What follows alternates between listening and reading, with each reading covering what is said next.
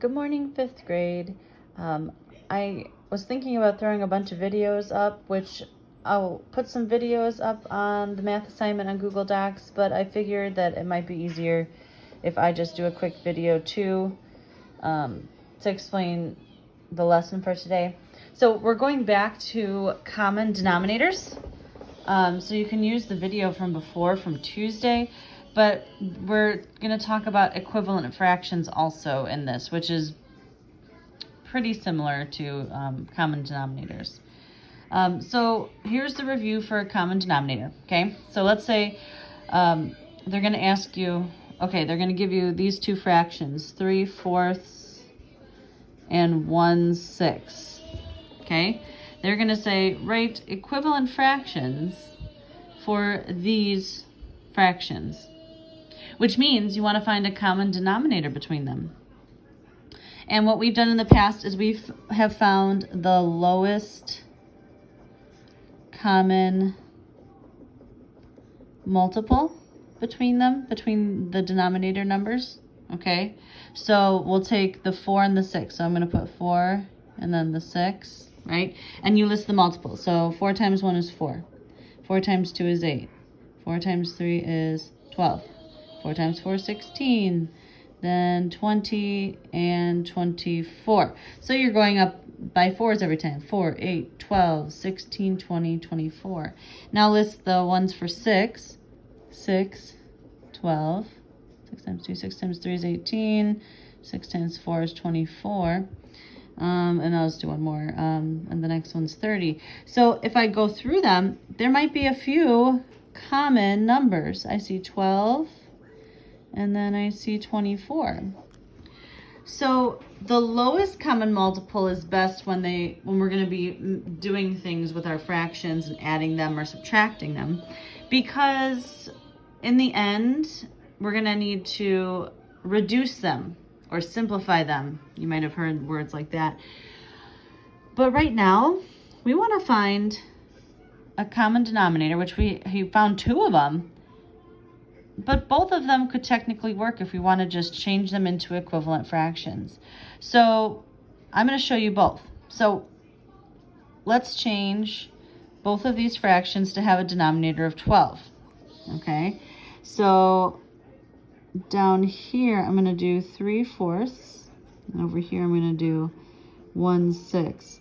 So remember, you start with the denominator. I know I have to turn it into 12, right? The denominator has to turn into 12. Well, I have to think, okay, 4 times what is going to get me to 12? Well, I know 4 times 3 is 12. So whatever you do to the bottom number, you have to do the same exact thing with the same number to the top. So 3 times 3 is 9/12. So 3/4 and 9/12 are equivalent fractions. They actually mean the same thing. So if I'm explaining that, I'm going to show you, okay, here's my pie. I'm going to eat 3/4 of the pie. Okay, that's 3/4. And then what if I decide to cut it into 12ths? I don't know, how am I going to do this? 12ths. Each piece has to be cut into thirds.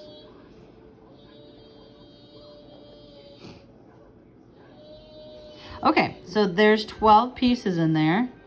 And if I'm eating the same amount as my 3/4, I should be eating 9 out of the 12. So let me shade it in. 1, 2, 3, 4, 5, 6, 7, 8, 9. Look at that. The same amount is technically shaded in.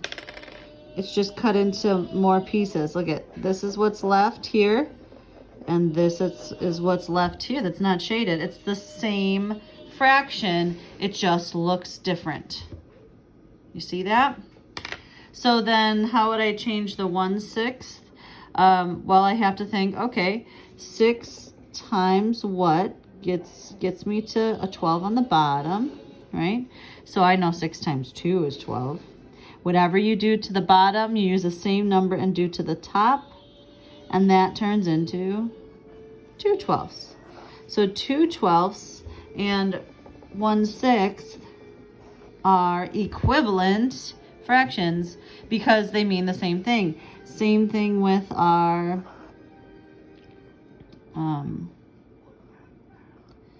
if I was, is that 6? 1, 2, 3, 4, 5, 6. 1/6, I'm gonna eat 1/6 of the pie. Versus, I have to get my 12 out again. I'm gonna do 4.